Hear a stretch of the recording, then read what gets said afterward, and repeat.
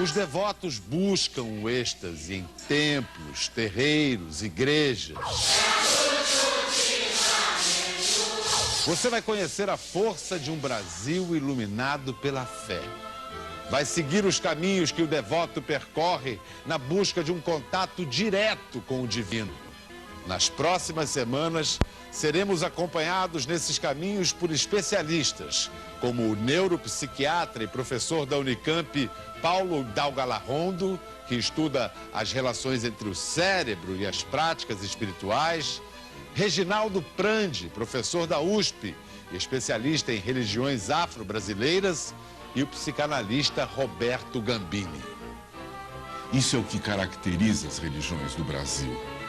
Você se tornando membro de uma religião, fazendo as práticas religiosas, você verá o sagrado diante dos teus olhos.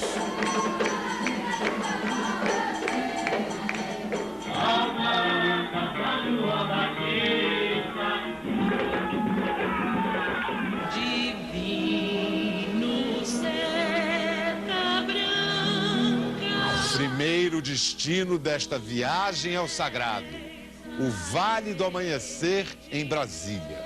Um lugar que mostra o quanto pode ser eclética a fé do brasileiro e onde o êxtase ocorre com a prática da mediunidade.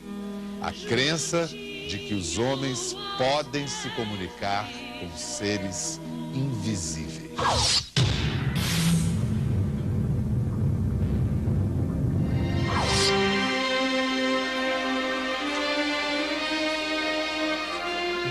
Esta é a primeira vez que uma equipe de TV é autorizada a filmar os ritos espiritualistas que ocorrem dentro do templo sagrado do Vale do Amanhecer. Um lugar que chega a reunir num único dia 2.000 médiuns.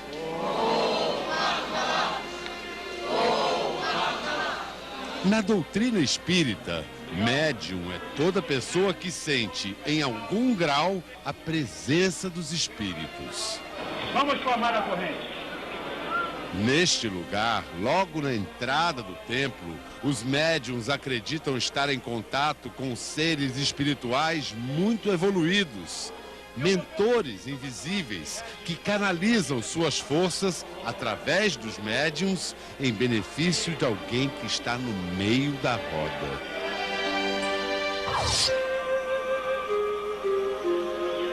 No centro do templo está a mesa evangélica.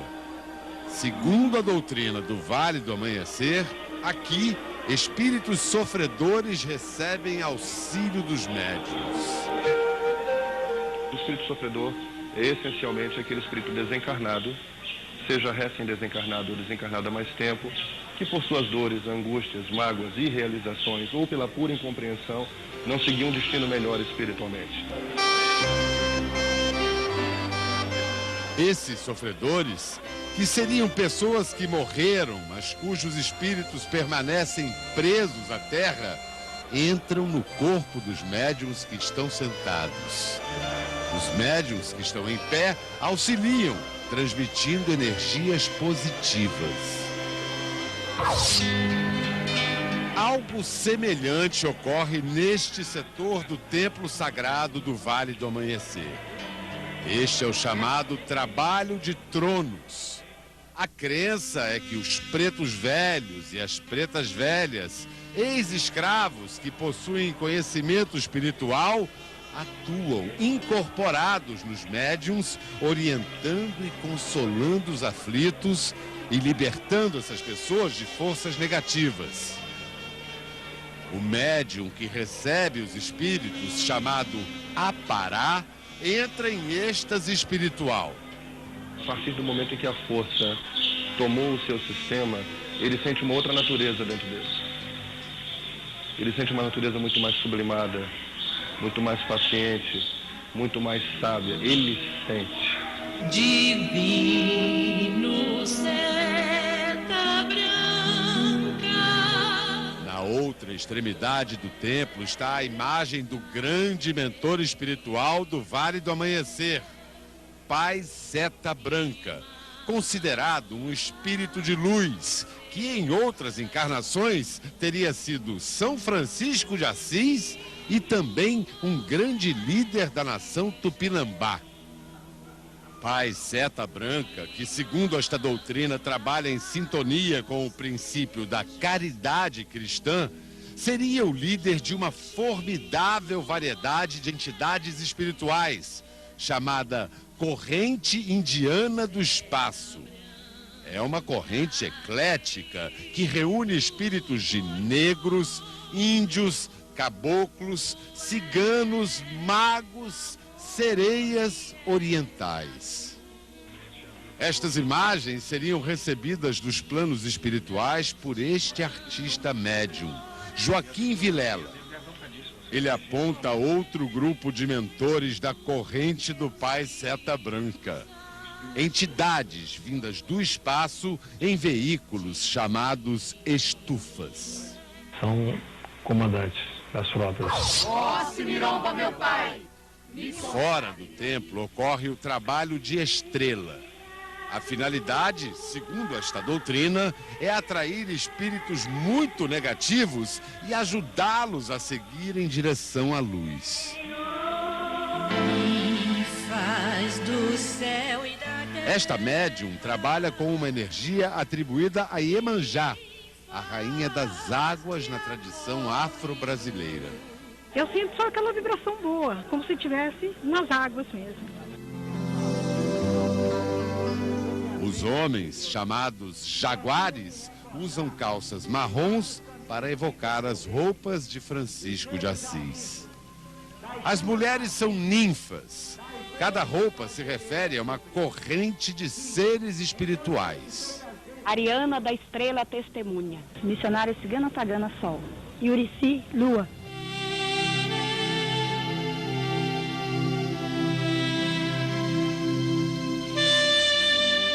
A origem vem do astral superior.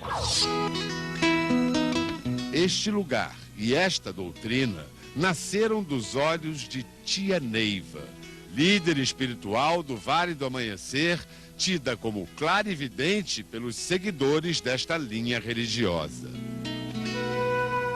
Me transporto e vejo coisas que Jesus me concede que eu veja.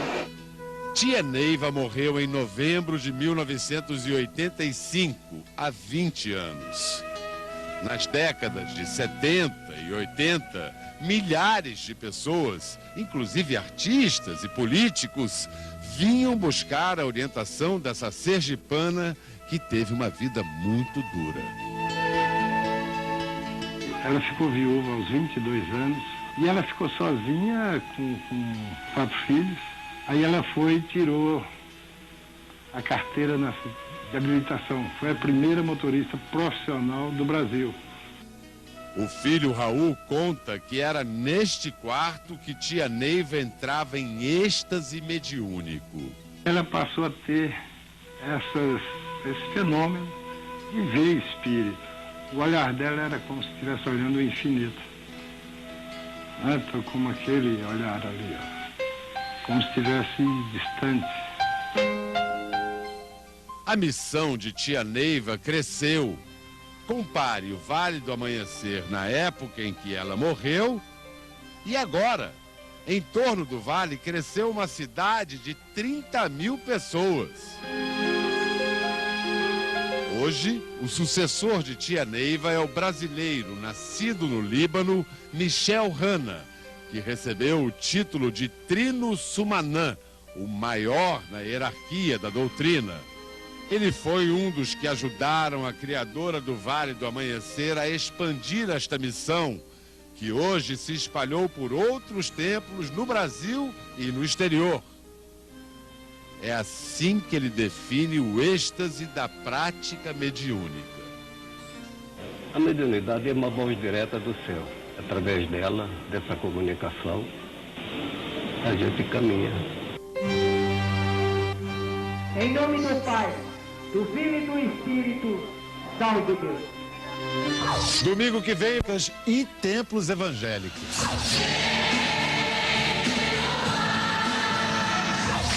Aleluia! Quebrados de vitória, porque farás Mas estas cenas que você vai ver agora são raras. Evangélicos e católicos rezam em línguas estranhas.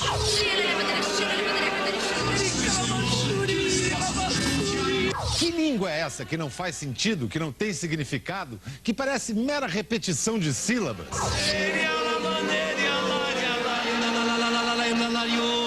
Aos olhos da fé, essa estranha oração tem um sentido e tem uma história que vem de 2000 anos atrás. É o que você vai ver a partir de agora, neste novo episódio da série Êxtase, Ritos Sagrados. São Paulo, Igreja de Nossa Senhora do Brasil. As orações diante do altar-mor preparam os devotos para o que vem a seguir.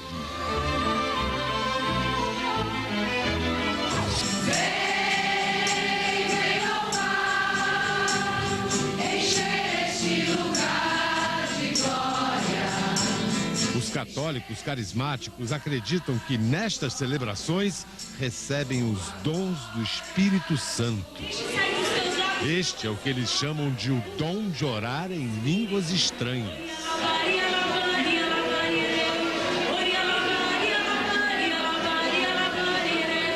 Esse tipo de exaltação na fala permite a você ficar até horas e horas louvando e exaltando a Deus.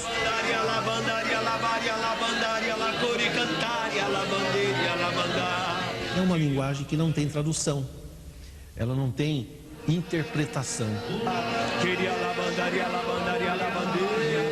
Você não pensa, você não articula, não se trata de uma linguagem identificável, não se trata, em termos de linguística, ela não tem uma estrutura que você possa analisar e traduzir. Isso é a oração em línguas.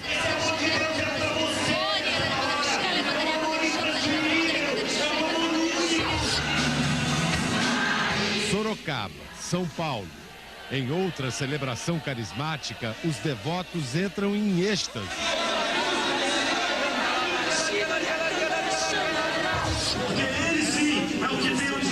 Ainda em São Paulo, um templo evangélico, a Igreja Assembleia de Deus Betesda.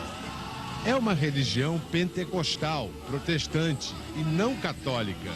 Mas também aqui os crentes oram em línguas estranhas. Quando ele está falando em línguas estranhas, ele está falando com Deus numa língua que para ele é mistério.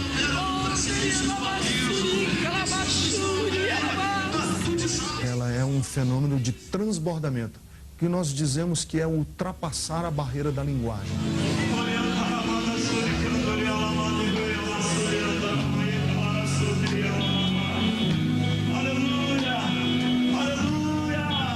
Eu sinto que é a manifestação do poder de Deus. Mas qual é o fundamento desta prática religiosa? Conta a Bíblia que antes de subir ao céu, Jesus Cristo prometeu enviar a seus apóstolos o Espírito Santo.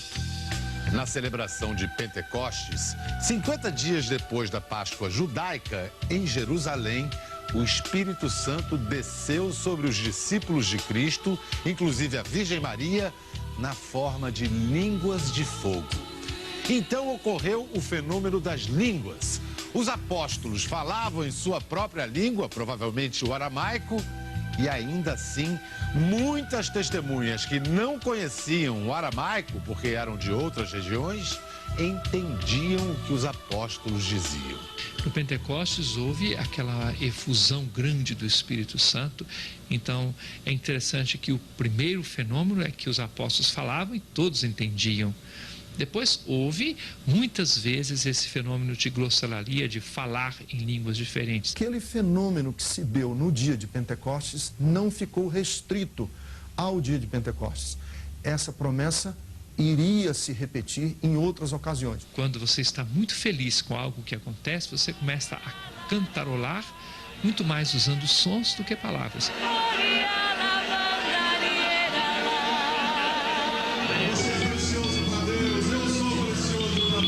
O pastor Ricardo cita uma frase do apóstolo Paulo.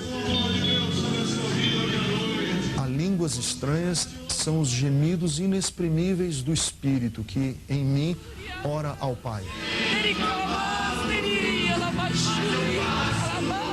Um pastor evangélico americano, negro, quase cego, inaugurou a era moderna do movimento pentecostal. Seu nome, William Seymour. No início do século XX, este homem promovia cultos barulhentos, com muito canto, muita dança, gritos, línguas estranhas. Êxtase espiritual dentro de um templo numa rua que se tornaria célebre, a Rua Azusa, em Los Angeles. Em abril de 1906, repórteres do Los Angeles Daily Times assistiram às celebrações do pastor Seymour e puseram na primeira página do jornal: espantosa Babel de línguas, nova seita de fanáticos à solta, cenas impressionantes na noite da Rua Azusa. Foi assim, há quase 100 anos, que o movimento pentecostal voltou. Primeiro nas igrejas evangélicas.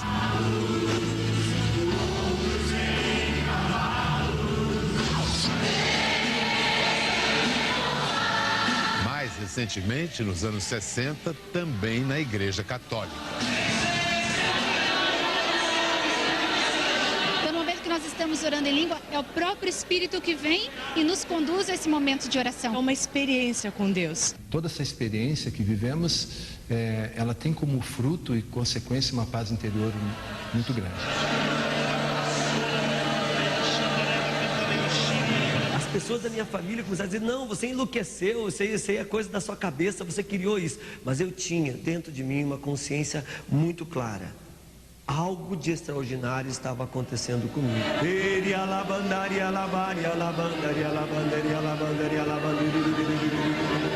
Eu estou louvando a Deus, na verdade, com o meu falar em línguas. Louvado seja teu nome, Senhor. O êxtase, que nós entendemos como êxtase, é esse momento em que as minhas emoções ficam tocadas pela presença e pelo contato com o sobrenatural e com um Deus que nós acreditamos que é vivo e verdadeiro. O que é certo é que nós estamos num ambiente de fé, pedindo por isso, e Deus realiza, e Deus é glorificado.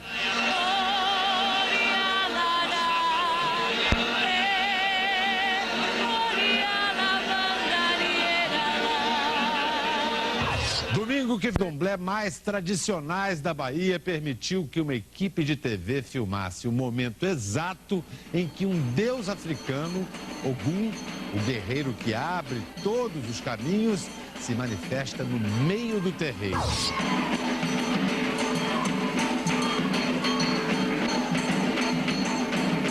Na crença dos praticantes dessa religião vinda da África, os deuses, chamados de orixás, podem ocupar o corpo do sacerdote.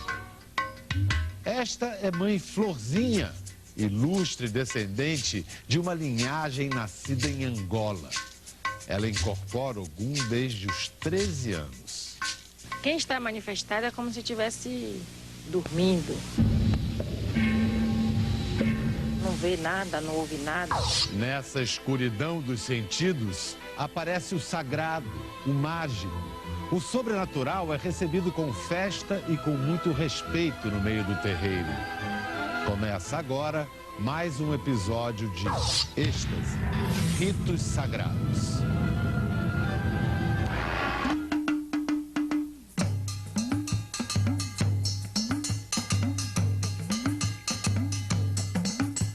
Há 130 anos, o Ilê-Axé Orinalá de Omim, terreiro São Bento, celebra os orixás no coração da mata, em Itaparica, na Bahia. Aqui está o chamado assentamento de Ogum. Este espaço, acredita-se, contém a força mágica do orixá. O filho de santo prepara o mariô, a palha tirada da árvore do dendê, que simboliza a roupa de Ogum. Aqui se convive como numa grande família. A comida, que mais tarde será oferecida numa festa ao Orixá Ogum, já está sendo preparada por Dona Celeste, 84 anos. No fogão a lenha, tudo do orixá é no fogão a lenha. E no xixi de galinha. A comida aqui do orixá, só quem pega sou eu, não é? O Babalaxé, o homem que zela pela força espiritual da casa, cobriu de folhas o chão do barracão. Essa folha é a ligação entre o orixá e a terra, né? Para que não pise na terra pura. Cai a noite. Uma oração celebra a chegada da luz, que neste terreiro vem do lampião. A comida é levada como oferenda ao assentamento de Ogum.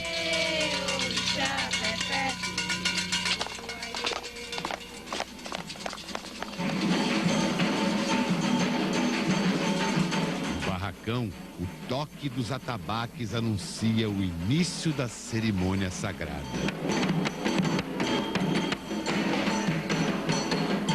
Durante 1 hora, ocorrem danças e reverências.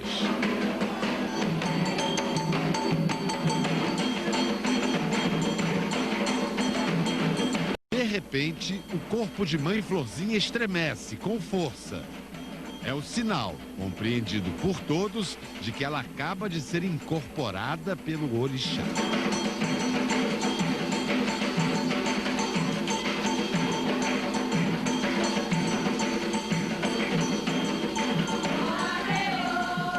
Então ela é vestida com um pano azul, a cor do orixá. Logo depois, Mãe Florzinha sai do barracão. Ela voltará com as roupas de Ogum. Enquanto isso, outras divindades do candomblé começam também a se manifestar no espaço sagrado do terreiro.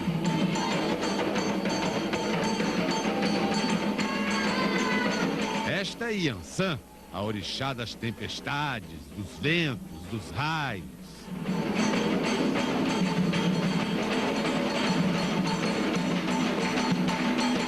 A jovem recebe Xangô, orixá da justiça.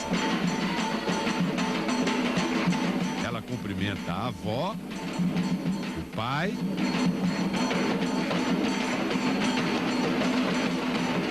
e a mãe, que se chama Alda e é também a mãe de santo que comanda este terreiro.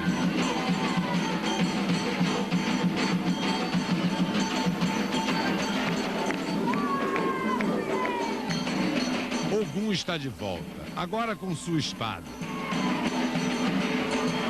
No peito, o escudo de guerreiro e na cabeça, o capacete.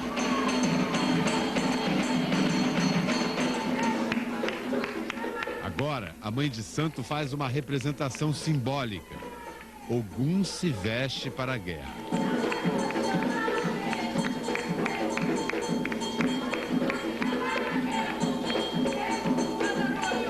Este rito relembra o mito do orixá guerreiro, que abre os caminhos com sua espada e com ela distribui entre todos o chamado axé, a força espiritual do orixá.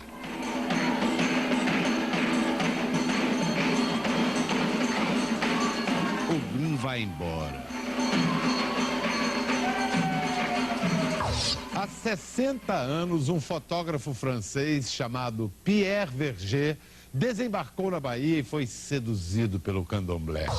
Verger fez retratos belíssimos do culto aos orixás. Foi à África, pesquisou as lendas sobre esses deuses poderosos. A respeito de Ogum, que teria sido um rei africano, Verger botou no papel a tradição oral. No fim da vida, Ogum baixou sua espada e desapareceu sob a terra. Ogum tornara-se um orixá. Quem está manifestado é como se estivesse dormindo, ou até mais. É como se tivesse tomado anestesia geral, não vê nada, não ouve nada, entendeu? Está andando, mas não está vendo, não está ouvindo, nem está sentindo nada. Conta a lenda que Ogum, o orixá dos metais, era um hábil ferreiro, assim como este homem. Ele é um artista que, numa oficina modesta na ladeira da Conceição, em Salvador, forja as ferramentas de santos, objetos sagrados que serão usados em assentamentos. Aqui vem o escudo. Ele se defendeu na guerra, teve o escudo. Tem aqui as duas espadas, que é a espada da briga. E sem a ferramenta o homem não trabalha. Esse é o ferro de Ogum, para chamar ele para vir para a terra. É onde chama Ogum para a terra. A gente tem que ter fé em Deus em primeiro lugar, em Ogum. Não, tudo que eu quero, eu peço a esse orixá, ele me socorre. Para mim, Ogum é meu pai, meu irmão, meu filho, meu professor, meu amigo, meu esposo.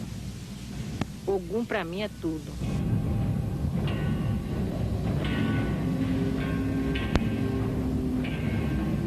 Segundo a crença do budismo tibetano, você está recebendo milhões de bênçãos.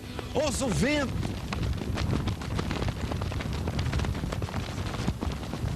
Ele atravessa as bandeirinhas cobertas de orações sagradas e chega até você, sua casa, sua família, o lugar em que você estiver, levando tudo o que há de bom, simples e puro. Basta olhar para as bandeirinhas.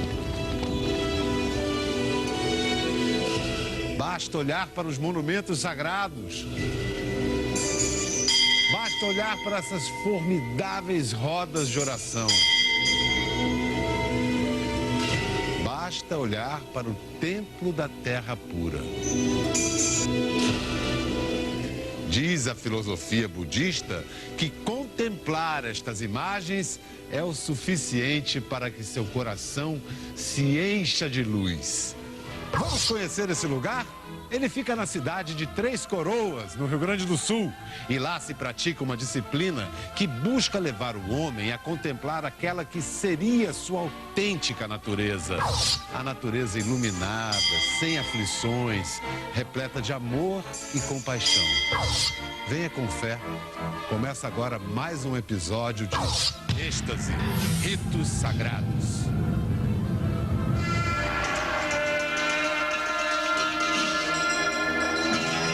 Esta brasileira, nascida no Amapá, vai executar a dança sagrada dos lamas, os antigos mestres espirituais da Índia. Ela própria é uma lama, uma líder no budismo tibetano praticado em terras gaúchas. A dança de Lama Sherab é uma forma de meditação e, segundo esta filosofia, leva benefícios espirituais também a quem a assiste. Aqui há equilíbrio, força e delicadeza.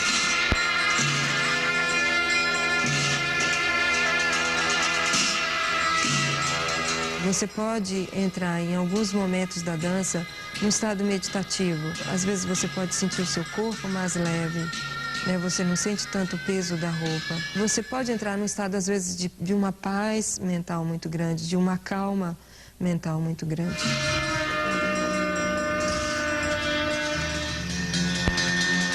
Este conjunto de prédios forma o Kadrolim, um espaço sagrado, um centro de práticas espirituais ligado a uma das 3 grandes linhas do budismo, o budismo Vajrayana, também chamado de budismo tibetano, aquele seguido pelo Dalai Lama. Buda, um ser iluminado, viveu no século 6 a.C. e, segundo a tradição, teria deixado 84 mil diferentes práticas para atender a maior variedade possível de seres humanos. Esta é a cerimônia da água. Nessa oferenda de água, nós praticamos a generosidade, né, ao oferecer algo. Nós praticamos a paciência, porque são muitas tigelas de oferendas. Você pratica a disciplina, que é fazer da maneira correta.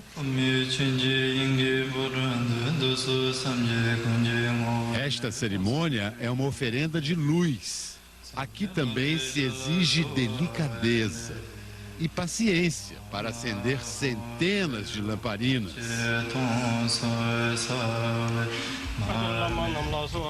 Isto se chama circunambulação, andar em sentido horário em torno de monumentos sagrados.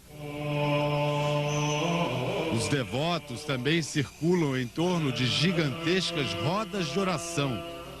Dentro delas foram postos milhões de papeizinhos com mantras impressos. Estas rodas, para os budistas, espalham bênçãos em todas as direções.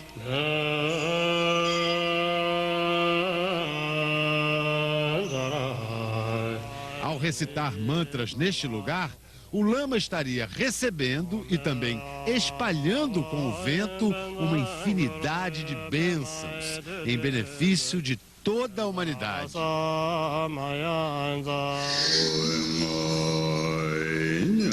Agora você está no templo sagrado. No centro do altar, no topo, nós temos uma imagem de Buda Shakyamuni, que é o Buda do nosso templo. E abaixo dele está uma imagem de Tara, ou Droma, que é referida como Buda feminino. Em língua sânscrita, Buda significa iluminado. As paredes do templo do sul do Brasil contam a história desse príncipe da Índia que abandonou a riqueza para buscar a verdade e se tornou um dos maiores líderes espirituais da história. Quando estava grávida, a mãe do príncipe Siddhartha sonhou com um elefante branco. Isso indicava que ela conceberia alguém muito especial.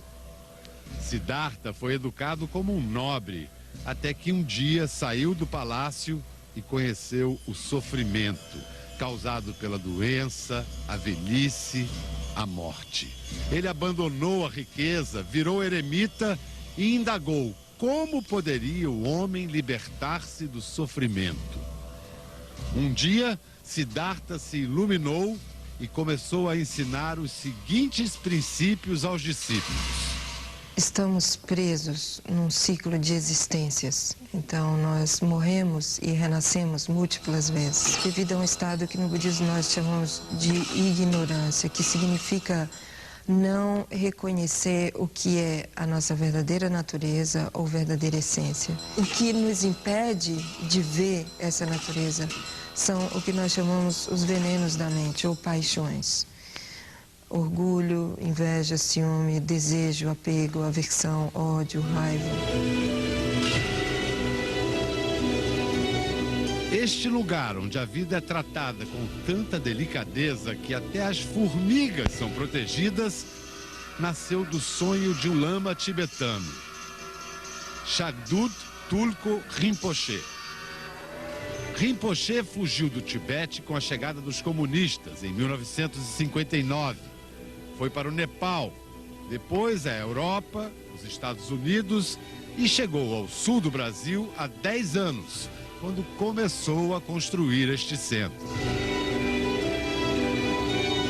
A dirigente maior do Kadrolim, a americana Shagdud Kadro, conheceu Rinpoche no Nepal e se apaixonou por aquele homem sábio, morto em 2002. Entrar na presença de Rinpoche, conta ela, era como mergulhar num oceano de compaixão.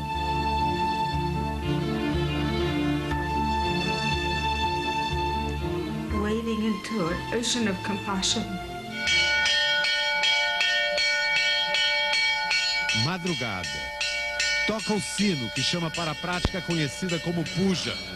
São recitações de mantras suaves, alternadas com fortes passagens musicais.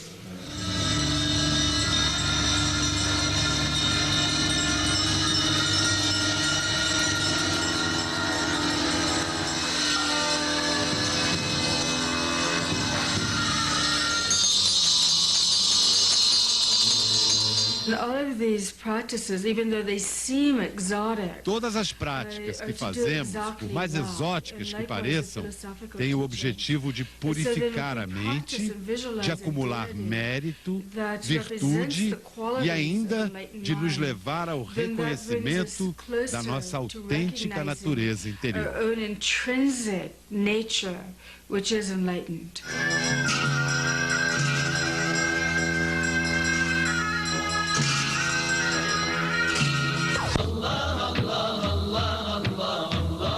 Meca, a cidade santa dos muçulmanos, na Arábia Saudita, berço do Islã, onde está a Kaaba, esta construção em forma de cubo que teria sido erguida pelo patriarca Abraão. Os peregrinos dão 7 voltas em torno da Kaaba. Agora você vai conhecer outra prática sagrada no Islã, a dança dos derviches. Eles rodopiam ao redor de um eixo que passa pelo coração para chegar mais perto de Alá, a divindade, Deus. Esta é uma dança de amor divino.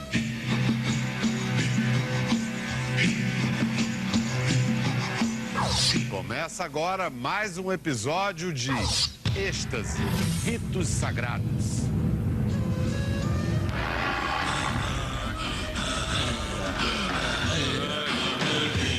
Bairro da Penha, São Paulo, sábado à noite. Esta prática de oração se chama zikr, que em árabe significa lembrança ou recordação de Deus.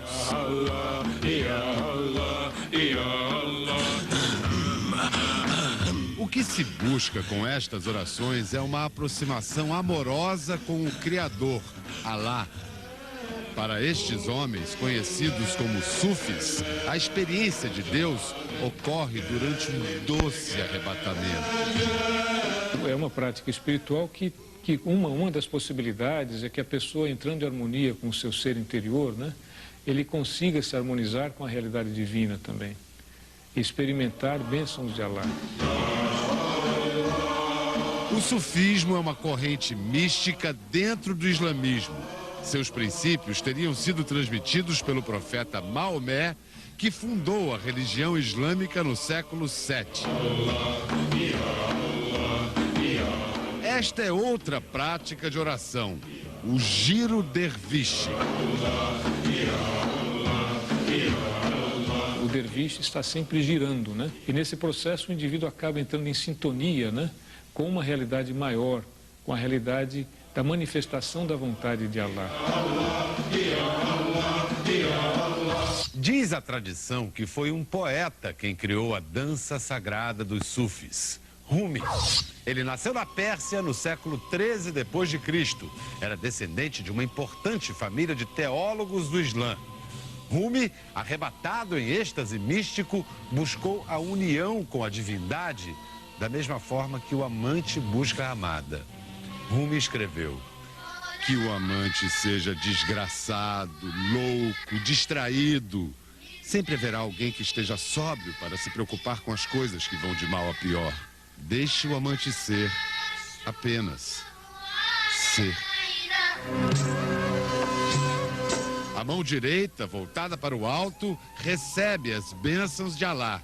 A mão esquerda, para baixo, distribui essas bênçãos. Rodopios, cantos, orações. O homem criou técnicas para buscar uma experiência direta de Deus. E o que diz a ciência sobre isso? Em primeiro lugar, que não cabe a ela, ciência, atestar se Deus existe ou não. Isso é uma questão de fé. Mas algumas pesquisas recentes lançam luz sobre coisas interessantes. Por exemplo, o que ocorre no cérebro durante a experiência religiosa? Quando as pessoas estão tendo experiências religiosas intensas, há uma modificação do funcionamento do cérebro naquele momento. Paulo Dalgalarrondo explica que as modificações do estado cerebral dependem do tipo de prática religiosa. Um estudo feito nos Estados Unidos com monges budistas tibetanos mostrou que durante a meditação havia uma diminuição do metabolismo de uma região do cérebro, a região parietal. essa região ela está muito envolvida com a consciência do corpo, a consciência na relação eu-mundo.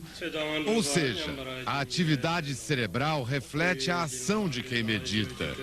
Romper os laços com o mundo dos objetos sensíveis e assim expandir o estado de consciência.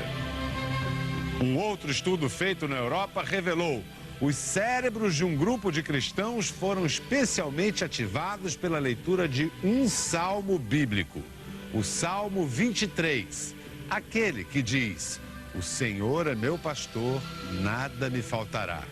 E mais adiante: ainda que eu ande pelo vale da sombra da morte, nada temerei, pois Deus está comigo.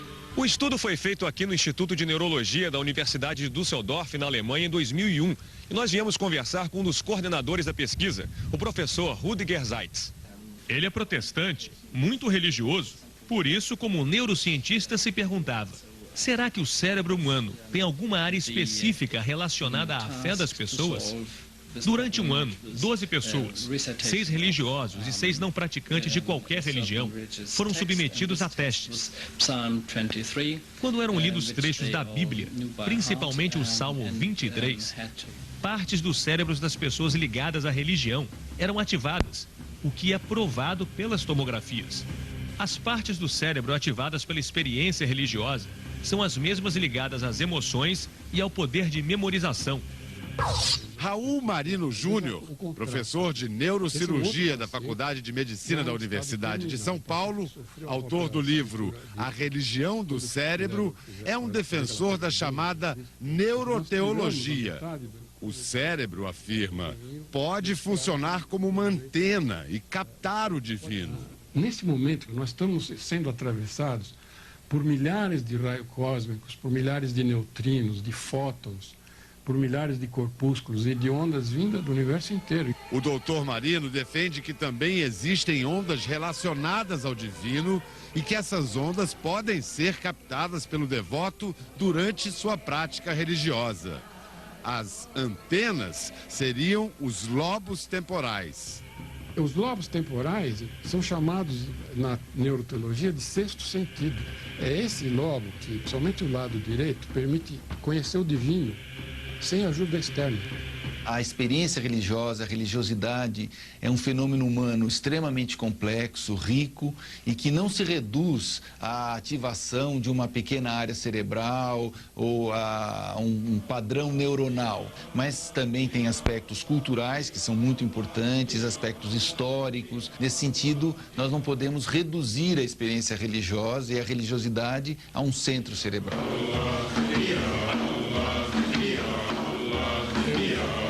Para mais um episódio de Êxtase, Ritos Sagrados. Este é um terreiro de candomblé em Sobradinho, perto de Brasília. E o homem que dança é um babalorixá, pai de santo. Ele se chama Américo. É conhecido como Pai Lilico. Mas neste momento, segundo a crença, Pai Lilico não está. Quem comanda este corpo é uma entidade espiritual, um caboclo que faz os gestos de quem segura as rédeas de um cavalo para tocar a boiada. Nos cultos afro-brasileiros, acredita-se que os espíritos podem possuir temporariamente o corpo dos médiuns. Chama-se a isso de incorporação. Você já deve ter ouvido falar, por exemplo, dos pretos velhos, que são entidades ligadas à Umbanda. Os pretos velhos teriam sido escravos que sofreram, morreram e agora voltam para praticar a caridade. Pai Mutalê, sacerdote de um terreiro no subúrbio do Rio de Janeiro, acaba de incorporar um preto velho chamado Pai Cipriano do Cruzeiro das Almas. Repare nas pernas fracas, o tronco curvado, as marcas que a escravidão imprimiu num homem velho. Essa entidade é considerada sábia, dá conselhos a quem a procura. Outras entidades chegam ao templo. Exu, Pombagira, Eles seriam mensageiros entre o mundo dos homens e o dos orixás. Este terreiro em Guararema, São Paulo, é do orixá Xangô, o rei da justiça. E quem comanda é uma mulher, a Yalorixá Sandra Epega. Na língua iorubá, ela celebra os preceitos para invocar a presença de Xangô.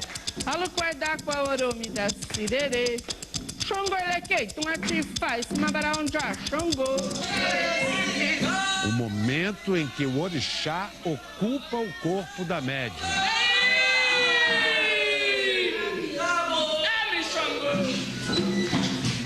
Xangô sai para se vestir com as roupas próprias do orixá. Quando ele volta, acolhe os filhos espirituais, dá conselhos, distribui búzios de presente. Depois, Xangô fala. Xangô. Ninguém deve duvidar da força de nenhum orixá. Como ninguém deve duvidar da força de nenhum nome que o ser humano dá para Deus. Depois da incorporação, a médium parece exausta. Eu não sei para onde vai. Eu, a Sandra, para onde eu vou, onde vai meu espírito, onde vai o espírito da pessoa. Ele vai para trás. A impressão que eu tenho é que eu estou parado e o mundo está passando. Uma mão entra na minha cabeça e puxa. Não sei. Diadema, Grande São Paulo. Este é um terreiro de tambor de mina, uma linha de candomblé nascida no Maranhão. Pai Francelino incorpora um ser encantado, no caso, uma mulher, Dona Mariana. O encantado é um ser diferente do orixá, porque viveu na terra, mas não morreu, simplesmente encantou. É um retrato de Dona Mariana no palácio dela. Diz o mito que Dona Mariana, ou Cabocla Mariana, foi uma princesa da Turquia que fugiu de navio na época das cruzadas.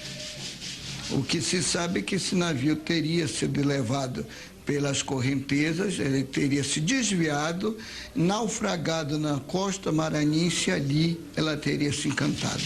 As cantigas, as danças, vai te levando a um outro mundo, a uma outra dimensão. O transe é como se você, de repente, cai dentro de um poço, né? E, de repente, quando você volta, já não é mais você. É como se você desse um salto no escuro. É um momento de escuridão, um momento de anulação da sua consciência. Naquele momento, o que você é não vale mais, não serve mais para nada. Aquele é o momento do orixá, ele que vai dançar, ele que vai se apresentar, ele que agora vai estar presente na comunidade dos devotos. Os êxtases religiosos, os estados de transe, são fenômenos que se desenvolvem em práticas religiosas grupais. Há um aprendizado para se alcançar esses estados, né? Há um treinamento, um aprendizado que as pessoas mais experientes passam para as pessoas que estão se iniciando. Salvo uma imitação, uma simulação, que também existe, há o transe genuíno. E é um estado que ainda não está completamente explicado. Psicologicamente, essa pessoa largou todos os controles. Então, os religiosos vão dizer, é uma entidade que desceu nela. Um cientista não diria isto, porque o cientista não compete falar sobre as entidades, não é matéria do cientista. Mas ele dirá, esta pessoa está num estado alterado de consciência, sem dúvida. E o nosso caboclo boiadeiro? Pai Lilico, que recebe o caboclo em seu corpo, diz que João Chapéu de Couro existiu mesmo, que teria nascido e morrido na zona da Mata Mineira. Eu acho que ele é muito carismático, atencioso, né, com as pessoas, muito amigo.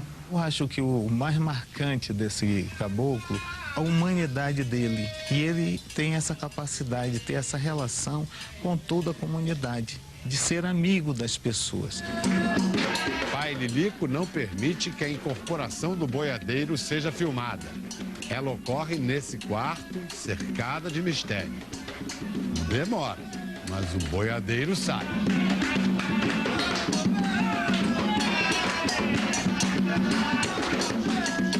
sensação é como se você tivesse todo elétrico. A sensação começa, uma eletricidade total no seu corpo.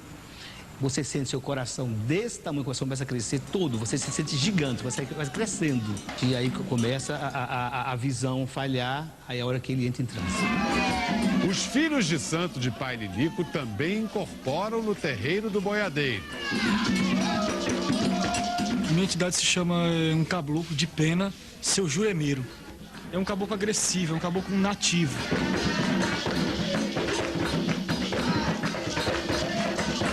Meu caboclo, ele se chama Laço de Ouro. As pernas bambeiam, falta o ar, eu tenho vontade de correr, eu segurar em alguém, me apoiar em alguém. A hora que o orixá vem, a hora que o orixá atua, a hora que o orixá vira, a hora que o orixá está presente na energia dele, ali há o sagrado. Isso é o que caracteriza as religiões do Brasil. Você se tornando membro de uma religião, fazendo as práticas religiosas, você verá o sagrado diante dos teus olhos. Coração da floresta amazônica.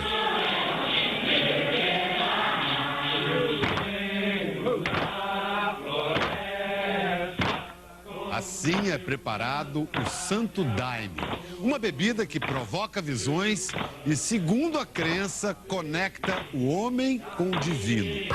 Tomados pela força da bebida sagrada, os adeptos cantam, bailam e louvam a Deus a noite inteira até o amanhecer. Começa agora mais um episódio de Êxtase, Ritos Sagrados. Nossa viagem começa em Rio Branco. Num monomotor, sobrevoamos a floresta até Boca do Acre, uma pequena cidade no estado do Amazonas. Na confluência dos rios Acre e Purus, começa uma nova etapa. 9 horas dentro desta embarcação, conhecida como voadeira. Chegamos à vila Céu do Mapiá, que tem pouco mais de 600 habitantes, durante os preparativos para a Noite de São João, a festa máxima desta doutrina. As mulheres separam e limpam as folhas que serão usadas na bebida sagrada. Os homens cuidam do cipó, que também deve ser limpo e depois macerado, com golpes compassados, no ritmo dos hinos religiosos. A mistura dessas duas espécies vegetais da Amazônia, a folha chacrona e o cipó jagube, é cozinhada por muitas horas até se transformar no Santo Daime. O Daime exige muito capricho dos adeptos. As roupas rituais, chamadas de fardas, têm que estar impecáveis. E uma põe no peito do marido a estrela que simboliza o compromisso assumido com a religião.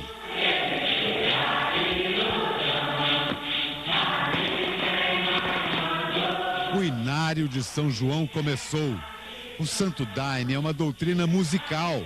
Os ensinamentos estão contidos nos hinos, que, segundo os adeptos, são recebidos por inspiração do astral, o mundo espiritual.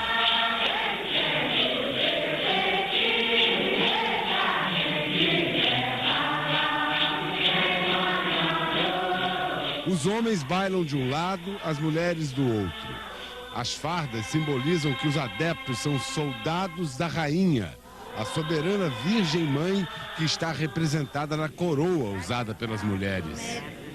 O daime, que é servido a intervalos de mais ou menos 4 horas, leva pouco mais de meia hora para fazer efeito.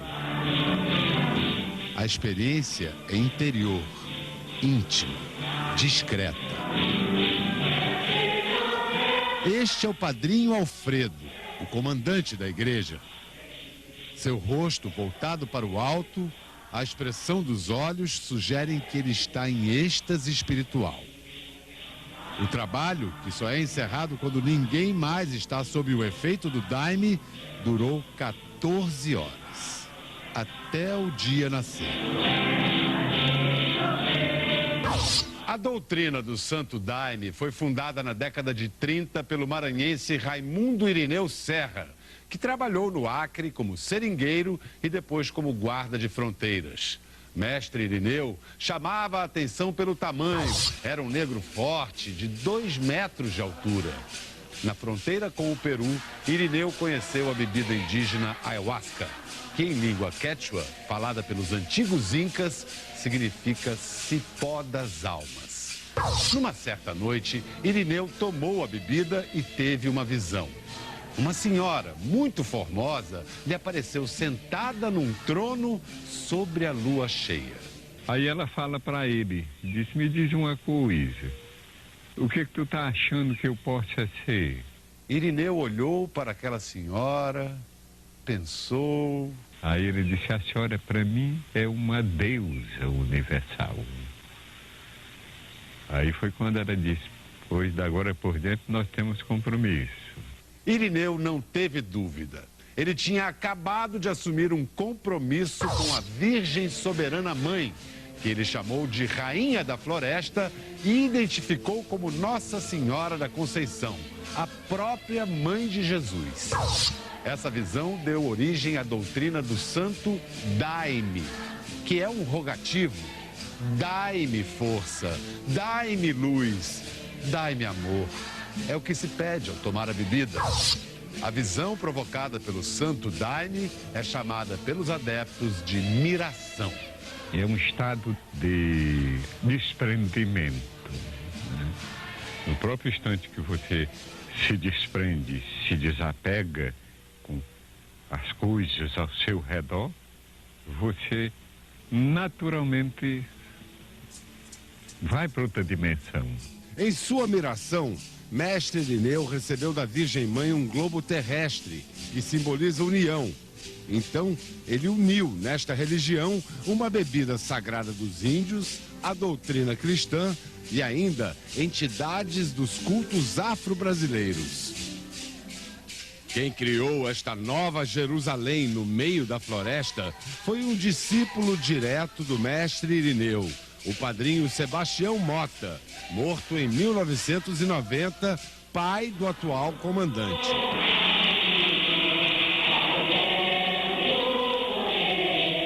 Eles desenvolveram um trabalho numa altura espiritual, de uma capacidade muito fina, a ponto de tomar o Santo Daime e buscar se conhecer, conhecer seu espírito, conhecer sua origem, conhecer o seu caminho.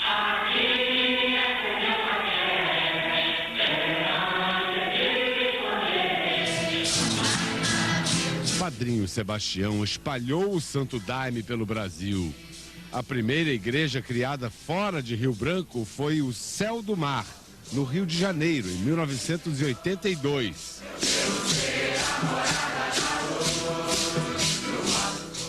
O Santo Daime também ganhou adeptos em outros países. Elizabeth veio da Irlanda. Quando tomo o Daime, diz ela, sinto luzes lindas dentro de mim. I feel a beautiful light enter my body. I am the shining sun, I am the shining moon. Eu nas estrelas porque ela me acompanha. Todos vieram para a comemoração dos 80 anos da madrinha Rita, viúva do padrinho Sebastião. Ela para nós realmente é a mãe deste movimento.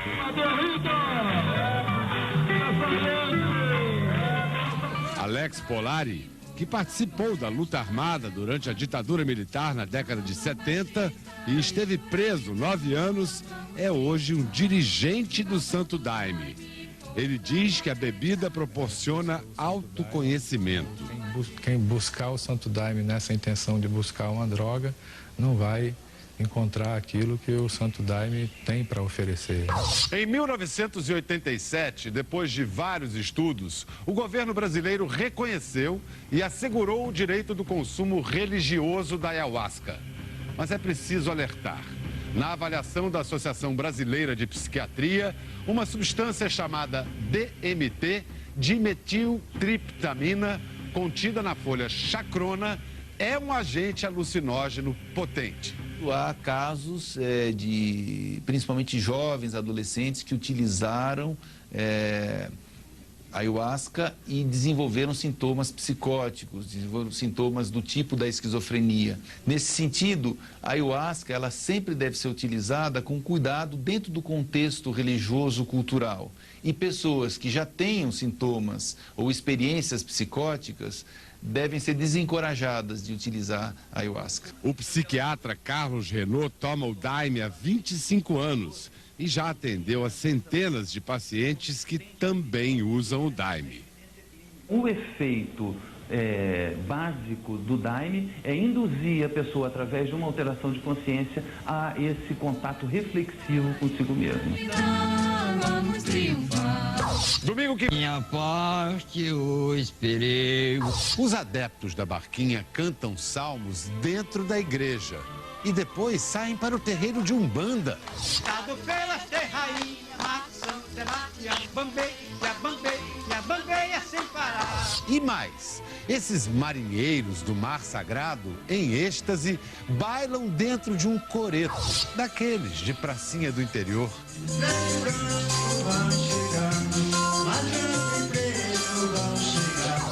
Venha navegar nessas águas encantadas. Começa agora mais um episódio de Êxtase, Ritos Sagrados. Rio Branco, Acre. Vai começar a sessão no Centro Espírita Daniel Pereira de Matos. Com roupas de marinheiro, os adeptos tomam a bebida ayahuasca ou santo daime, uma mistura de cipó e folhas nativas da floresta amazônica que provoca visões e, segundo a crença, conecta o homem com o divino. Todos cantam os chamados salmos, músicas que teriam sido inspiradas por guias espirituais habitantes do além. A cortina se abre para revelar o altar onde pontifica São Francisco das Chagas, o comandante que pilota a barquinha com outros seres divinos.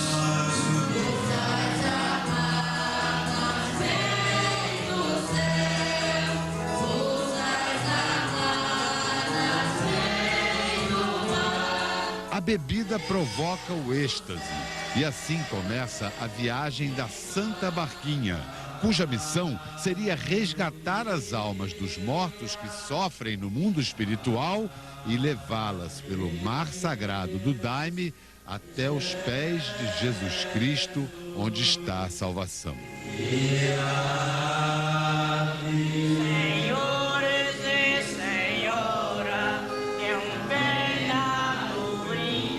É uma crença cristã, mas também é de Umbanda.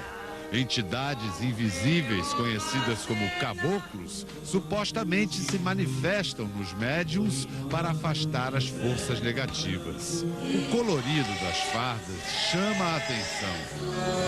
Essa é a farda de comemoração que chamamos, né? A farda de gala. Quando as cortinas se fecham, o trabalho na barquinha está encerrado.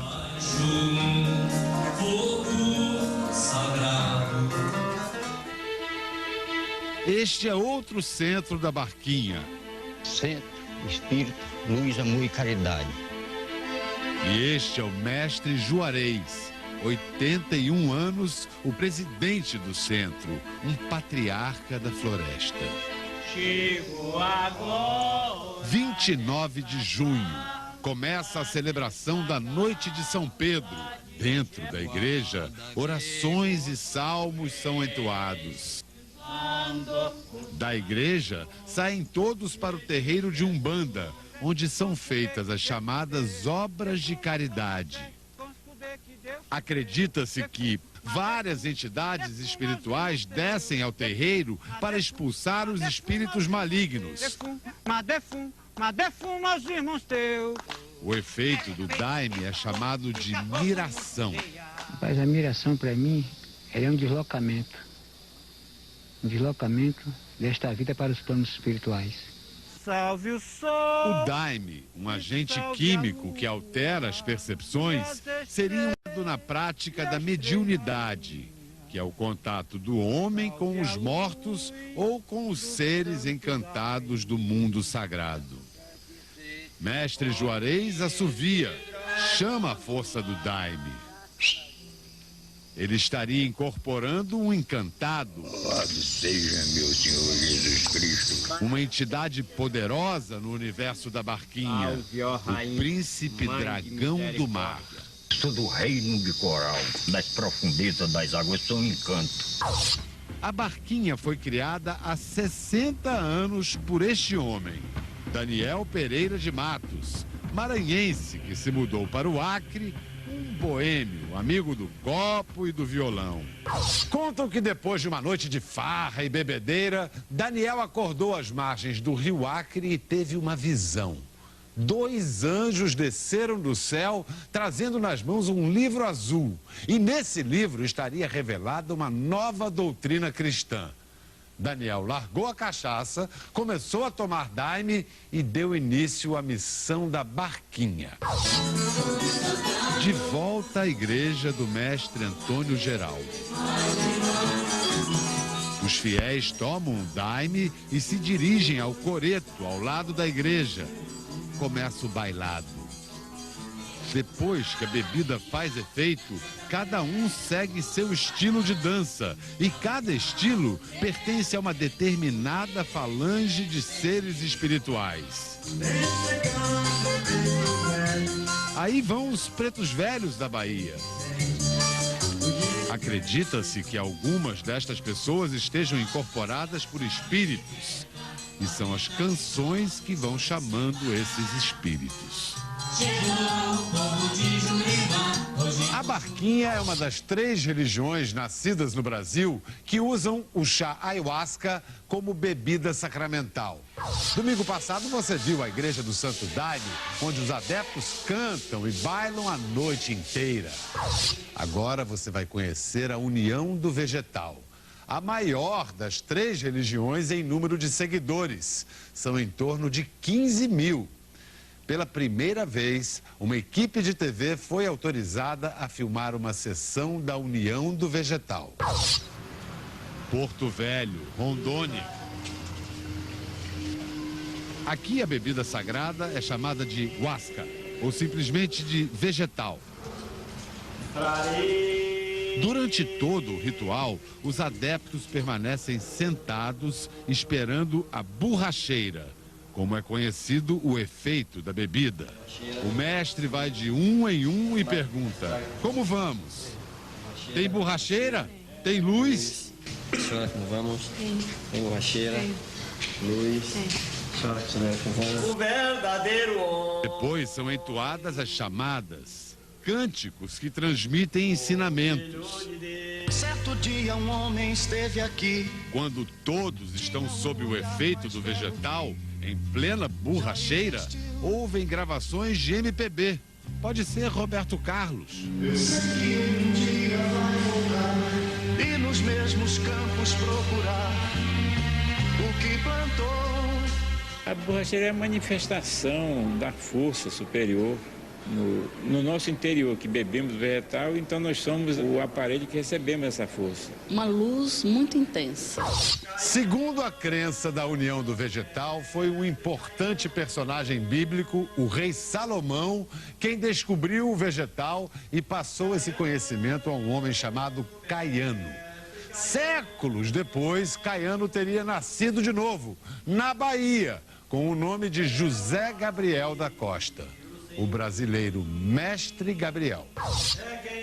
Mestre Gabriel conheceu a huasca nos seringais de Rondônia e fundou a União do Vegetal em 1961. A grande lição que o Mestre Gabriel deixou para nós é essa compreensão de buscar a perfeição divina na nossa consciência, de procurar ser amigo verdadeiro um dos outros. O governo brasileiro autoriza o uso religioso do vegetal, mas é preciso advertir, ele é um psicoativo potente. Em alguns jovens, em algumas pessoas, pode produzir um certo desequilíbrio e até desencadear quadros mais sérios. A União do Vegetal mantém um departamento médico-científico e defende o consumo responsável da ayahuasca dentro da lei.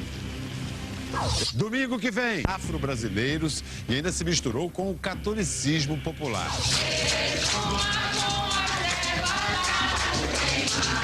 É o Catimbó Jurema. Magia forte, nascida no Nordeste brasileiro.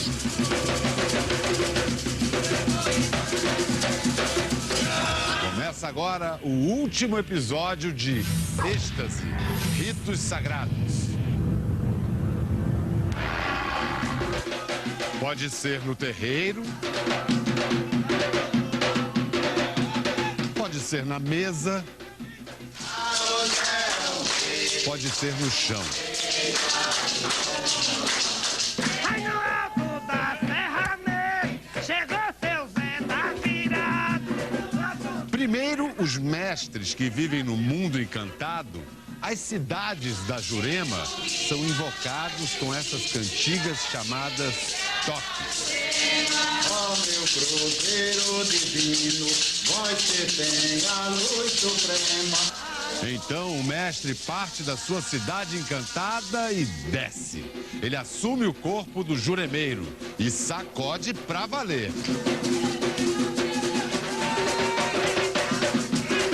É preciso êxtase para o mestre chegar, para ele vir trabalhar. E isso se faz através não só do canto, em que eu chamo o meu mestre, eu canto para ele.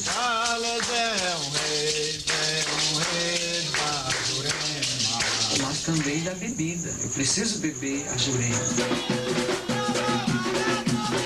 Luiz Assunção, doutor em antropologia e professor da Universidade Federal do Rio Grande do Norte, estuda a Jurema há 16 anos. Jurema é uma árvore nativa do Agreste e da Caatinga nordestina. Diz a lenda que essa árvore é sagrada porque nela a Virgem Maria teria escondido o menino Jesus durante a fuga da Sagrada Família para o Egito. A bebida é feita com a casca da jurema e mais vinho ou pinga. Os outros ingredientes são um segredo que os mais velhos guardam com zelo. Ela queima um pouquinho, mano. O que tem dentro da garrafa, mestre? Dentro dessa garrafa? Isso. Tem a jurema. E como é que é? O que tem dentro aí? Nosso amigo, o senhor vai me desculpar, mas eu não posso revelar o segredo. O trabalho da jurema todo mundo quer saber.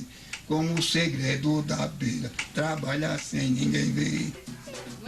Seu Geraldo, 84 anos, é um dos últimos grandes mestres do Catimbó Jurema na cidade de Natal. Uma linhagem que inclui esta simpática senhora de 87 anos, mestre Olívia Muniz. A ciência da Jurema mora debaixo do chão, pertence ao poder da mente. Quem tem a chave dela é o grande rei Salomão. Entendeu? A ciência é grande. Muito grande a ciência. Mestre Carol, juremeiro há mais de 50 anos, apresenta seu mestre. Preto José Pilintra. Sou preto José Pilintra, negro do pé derramado na igreja. E descreve o que sente quando essa entidade mágica se aproxima.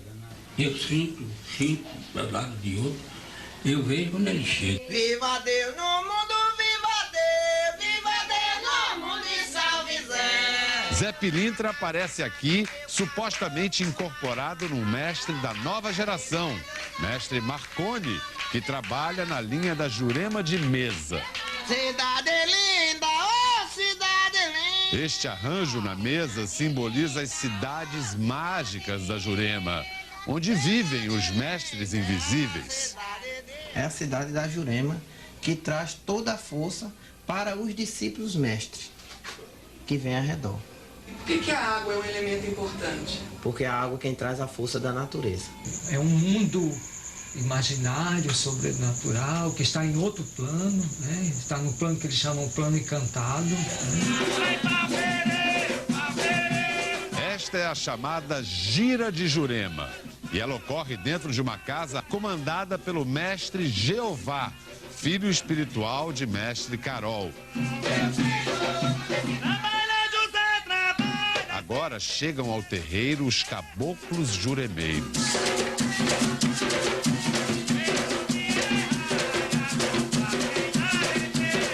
Esta é uma princesa da Jurema, mestre Luziara. É como se o meu corpo começasse a ficar dormente e depois eu me apagasse e depois eu não lembro o que passou. Para mim a Jurema é sagrada e é preciosa. O escritor e professor de São Paulo, Reginaldo Prandi, especialista em religiões afro-brasileiras, assistiu aos ritos mostrados nesta reportagem. Quando os mestres, né, se incorporam, eles têm sempre um objetivo básico, que é atender as pessoas, aplicar certas receitas, que são receitas mágicas de uma medicina tradicional muito antiga, de uma medicina religiosa. Mestre Melk trabalha com a chamada Jurema de chão. O chocalho, ou maracá, e o canto em círculo lembram a origem indígena deste rito, mas evocam também a época em que os praticantes desta religião eram perseguidos pela polícia.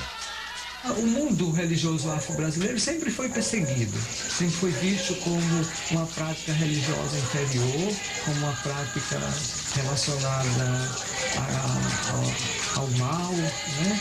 À feitiçaria. Eu lembro que fui preso muitas vezes e o único crime que a gente praticava era porque estava cultuando. Para se esconder da polícia, o rito era realizado com todos abaixados, escondidos na mata. Não se podiam tocar tambores, apenas os maracás. Muitos têm a Jurema como um bicho, uma coisa, mas a Jurema não tem nada disso. A Jurema é paz, é luz, é amor e caridade. Esse mundo religioso precisa ser respeitado. Eu vou pedir ao meu Pai para esta força continuar. Eu vou pedir ao meu Pai